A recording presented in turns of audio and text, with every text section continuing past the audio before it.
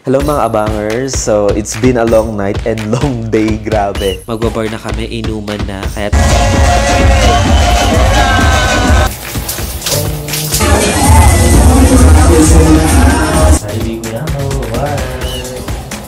Yung pupuntahan namin is the Ampersand Bar.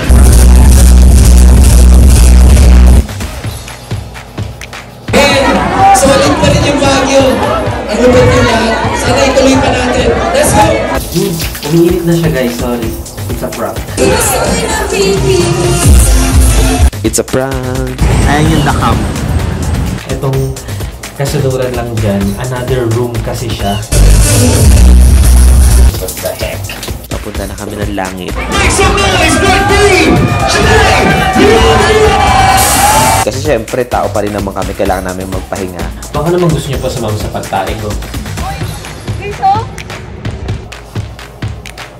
Ay,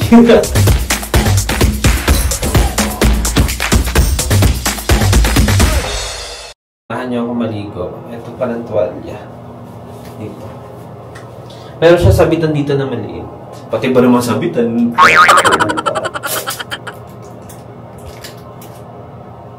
Ayun. Andiyan pa ba kayo? Okay. Dito ko na lang sasampay. Ay! Aray ko. Uy, alam niyo yung CR nila? Ang hindi semento yung pader.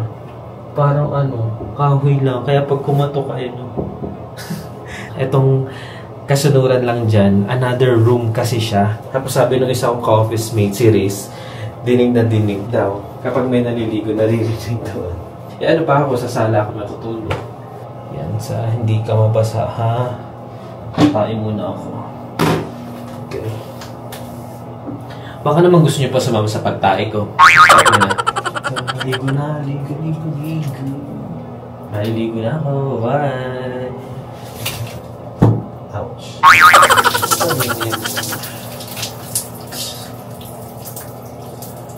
Hindi siya ganun kainit. Naka-maximum na yung heater dito pero hindi siya ganun kainit.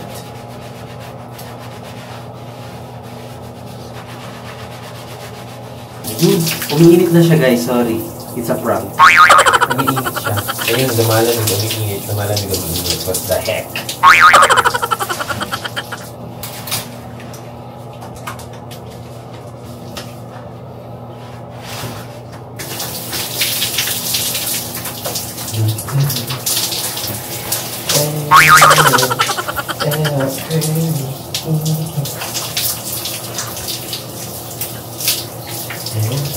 Ay, wala pa lang facial wash. Ano bukas?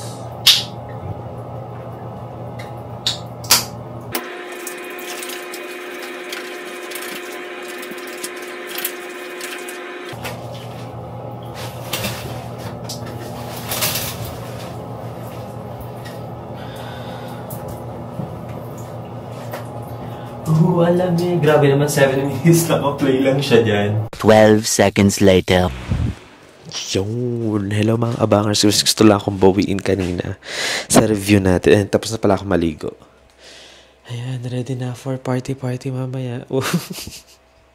So, pumunta kasi ako sa may mini convenience store nila sa baba. Tapos bumili ako ng kape at pandesal para sana bukas or kung sino man gutom. Tapos, saka inabot na sa akin yung request ko na ay, hindi naman to request. Sinabi kasi na 1 toiletries per head. So, ayun, binigay na sa akin ito siya. Di ba 7 kami? Ayan, binigay na din dyan. Ayan.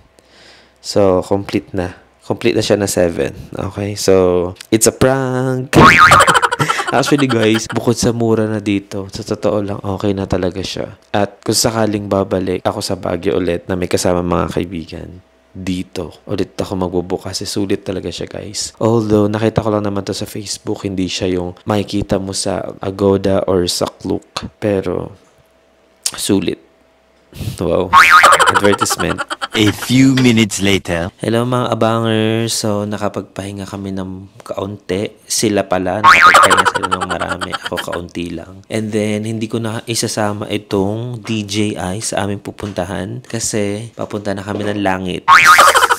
De, pupunta muna kami ng SM and then we will check kung pwede kami doon mag-dinner kasi as I check kanina, nanggaling na rin ako doon kanina, marami talagang tao. Well, nung last time naman nanggaling kami dito, ang dami pa rin tao doon.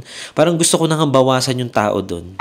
Pero syempre, hindi pwede yun kay Lord. So, punta na lang kami doon para gala-gala and then siguro magsa-search kami ng magandang kainan for dinner. Kung hindi, siguro Grumpy Joe pa rin ang bagsak. And after kasi nun is magbabar na kami, inuman na. Kaya talaga hindi ko dadalhin tong DJI. Ano kayo? Kapag naman sa party walwalan, sasama kayo. Hindi na, oy. Siguro cellphone na lang gagamitin ko yung iPhone na fully paid. Bye guys! One eternity later. Uy, Rizzo? Ciao, ciao! Eh guys, syempre dala ko iPhone kaya medyo iba yung resolution natin. Pero pupunta kami ngayon sa bar dito sa The Camp. And yung pupuntahan namin is the Ampersand Bar. Ito siya, pakita ko sa inyo. Ayan. Ayan yung The Camp. Diyan kami magiinuman sa may The Ampersand. Syempre guys, hindi ko na i-vlog kung anong gagawin namin dito. Alam nyo naman inuman to, walwalan to. Kaya ang dami ko mga story time guys. Basta alam nyo na yan. Bye-bye.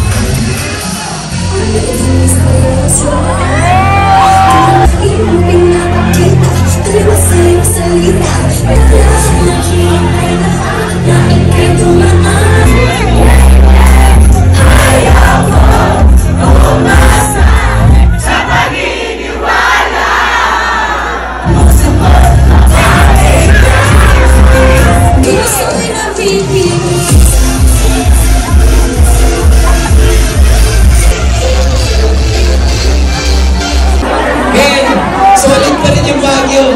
Ang lupit ng lahat. Sana ituloy pa natin. Let's go!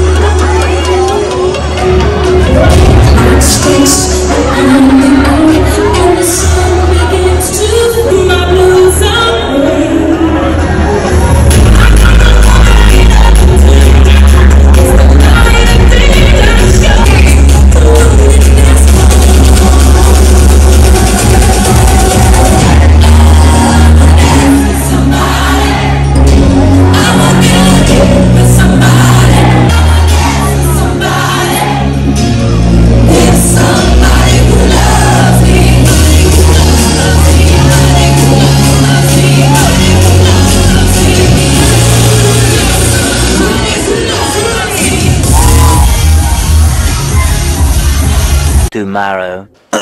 Day 2. Hello mga abangers. So, it's been a long night and long day. Grabe. This is our day 2. Pero, actually, nagdadalawang isip. Hindi ko alam kung nagdadalawang isip ako or hindi ko kasi alam kung paano ko i-edit yung flow ng panagbanga experience dito sa Baguio kasi parang walang na-capture na panagbanga dito sa Baguio kasi eto na nga nangyari guys. So yung day 1 namin, syempre galing kasi kami ng shift namin ng trabaho namin kaya most of us talaga is natulog ng mahaba kaya hindi namin na-follow talaga yung itinerary namin. Kasi syempre, tao pa rin naman kami, kailangan namin magpahinga. Pero ang pinaka nagawa lang namin kahapon is namasyal kami sa session. Yung kinagabihan na to, namasyal kami sa Session Road, kumain kami sa steakhouse. Yung sa steakhouse naman, ano ba meron sa steakhouse?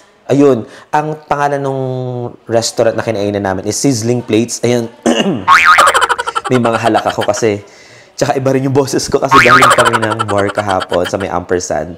Yan. Pero may kukwento ko rin yan. Ito muna tayo sa steak. Doon kami nag-dinner. Pero bago pala yun guys, nag-SM Baguio muna kami. Umikot-ikot kami doon. Yung iba sa amin nakapamili doon. And after noon, naglakad kami sa Session Road. Dapat magdi-dinner sana kami sa SM Baguio. Pero hanggang 9 p.m. lang ata sila kasi past 9 na. Siguro mga between magna 9 and then past 9. Naghahanap kami ng kakainan for dinner. Pero naglilikpitan na kasi halos lahat doon ng mga store. So parang hanggang...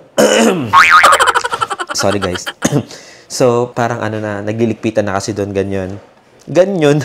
So, ang plano kasi namin, kumain kami sa sizzling plates doon sa may SM Baguio. Pero, cut off na sila hanggang 9 lang daw ang cut-off nila. Parang inuubos na lang yung mga kumakain doon. Pero meron kasi sila sizzling plate branch sa may Session Road na hanggang 10 p.m. daw. Kaya doon kami pumunta. So, naglakad-lakad kami sa Session Road hanggang matagpuan namin sizzling plate restaurant doon. Ito naman yung review ko sa sizzling plate doon na siguro dahil kami na yung isa sa mga huli na client nila doon, na customer nila. Kaya siguro hindi ganun kaganda yung... Okay pa rin naman yung service. It's just that parang nagmamadali na sila. So, kami yung basta yung pag-serve sa amin, ang tagal ng pag-serve sa amin, parang mas nauna pang i-serve yung kasunod sa aming umorder. Tapos nun, hindi na na-serve yung drinks namin.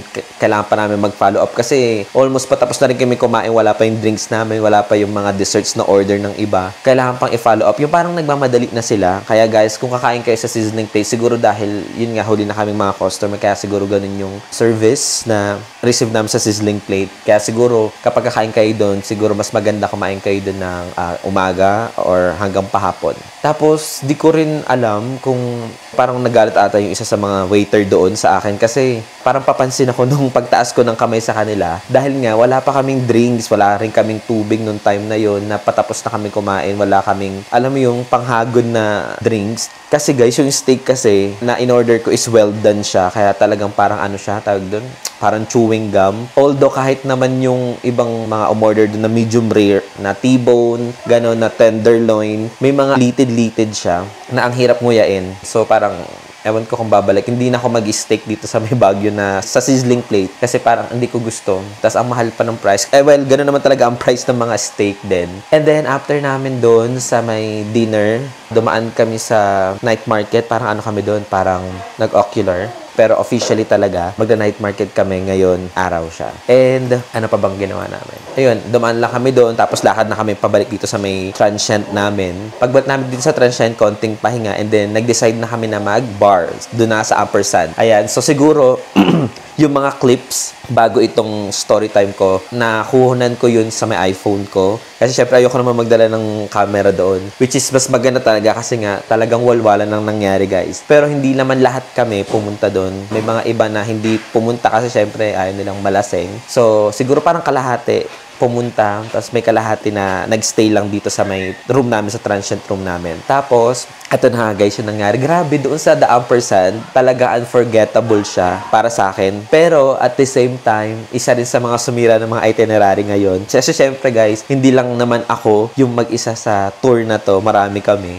So, syempre, kailangan din natin intindihin yung iba. Pero, ang nangyari kasi, parang naalala ko nung nasa Thailand ako, nag-bar din naman ako sa Thailand, which is, wala yun sa itinerary ko, yung pagbabar sa Thailand. Parang in-invite lang ako ng kaibigan ko na nag-work doon. Parang, ang nangyari din, katulad dito, I mean, doon kasi nagising din ako 12 p.m. Dito rin, ganun din nangyari. Nagising din ako ng 12 p.m. Although, may mga kasama kasi ako kaya nagigising-gising ako. Bumabalik ako sa tulog kasi yung katawan ko kasi hindi pa ganun fully charged. So, siguro mga 12:30 saka na ako bumangon. And then, ayun, nag-ayos-ayos na, naligo, nag-ayos, tapos nag-ayos na rin ako ng iba kong mga gamit doon para hindi siya nakakalat. And then, sila din yung mga kasama ko nag-ayos-ayos na rin. And then, kasi nanonood sila ng Netflix doon. Kaya dito ako sa may lobby, nag-story time. Ayun, guys, hindi na ako magkukwento in detail sa nangyari sa amin dun sa bar. Pero nilakad lang namin papunta. Tapos nung pauwi na kami, medyo naglakad-lakad kami. Tapos nag-grab kami. Yung grab kasi namin, iba yung mga hindi laseng. Iba kasi yung nabook. I mean, iba yung location na nabook nila. Kaya naligaw-ligaw din kami. Pero buti na lang pumayag na i-reroute kami papunta dito. Pero yun nga, yung ni-reroute kami papunta dito,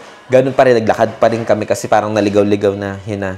Kasi mga lasing na, yun. Aaminin ko na lasing ako nun, pero nasa ulirat pa rin. Kahit yung mga kasama ko rin naman nasa ulirat eh. Kahit na medyo may tama na. Kasi nakauwi naman kami kahit pa paano. Ayun, nakauwi kami siguro mga Kasi nagsara yung bar ng 2 a.m. So, siguro mga 3 a.m. na kami lumabas doon. And then, syempre, after namin lumabas doon, ayun, nag-book pa kami. Nag-book yung kasama namin. Tapos, sa naglakad-lakad pa kami, nagkandaligaw-ligaw kami. Hanggang nakarating na kami, siguro mga 5 a.m. na kami nakarating dito sa Transient. And, after namin makarating dito sa Transient, ayun, bagsak na talaga ako. Tapos, ang susunod na nangyari, ayun na, gumising na ako ng 12 p.m. And then, ito na guys, ayun pa nga guys, nagising ako ng 12 p.m. Isa sa mga itinerary nga natin dito sa dito sa Baguio, na Panagbanga Festival na pinuntahan natin, is yung masaksihan talaga. Mapanood sana natin yung Grand Floral Parade, Grand Floral Float, ayun. Grand Floral Float Parade sana masaksihan natin. Hindi natin nasaksihan siya kasi yung first official na gising ko, 10 a.m. na siya. Tapos nung nalaman ko yung 10 a.m. na, parang wala na akong maabutan. Kasi nga, nag-start talaga yung parade dito ng 8 a.m. and then natatapos siya ng 11 a.m. as I research,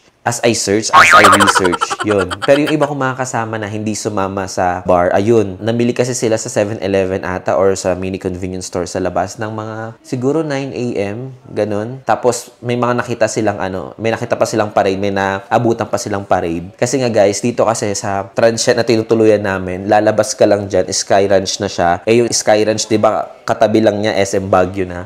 Dun dumadaan kasi yung ruta ng parade. So, siguro, ang gagawin ko na lang, kung gusto ko umattend talaga ng mga parade dito, which is yung Grand Street Dance Parade, tsaka yung Floral Float Parade, na Saturday, Sunday, ang maganda talaga dito, guys, is mag-leave kayo ng Friday, para at least Friday pa lang andito na kayo, para maka-attend kayo ng umaga ng Saturday sa street dance, and then ma-attendan nyo rin yung Floral Float Parade ng Sunday morning. At yun na nga, wag kayong magbobar. Kung magbobar kayo, siguro, na lang, Sunday night.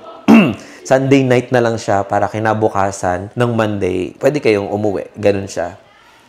Ay, yung pinunta natin ditong Panagbanga Festival, wala. Hindi natin na-cover. Pero yun na nga, although nagdadalawang isip ako nung una kung ipopost ko pa ba to as vlog or hindi na. Ipopost ko pa rin siya para at least, diba, nabigyan ko kayo ng advice. Wow, mabigyan talaga ng advice, no? Na kung magpaplano kayo na magpanagbanga festival, yun nga, talagang nyo, yung Friday and Monday, i-leave nyo siya para at least yung Saturday and Sunday ninyo, fully talaga na masunod yung masunod talaga yung itinerary ninyo. Ayun siya. So ngayon, plano sana namin, mga 2 p.m. lalabas na kami para magla-lunch kami. Magla-lunch kami. After namin mag-lunch, diretso na kami sa tara na. Yun na. Hindi akin yan, kay ML yan. Pinalagay sa bag ko. Ayun na. Andiyan na yung mga kasama ko. So, lalabas na kami. I don't think so. No, no, no, no.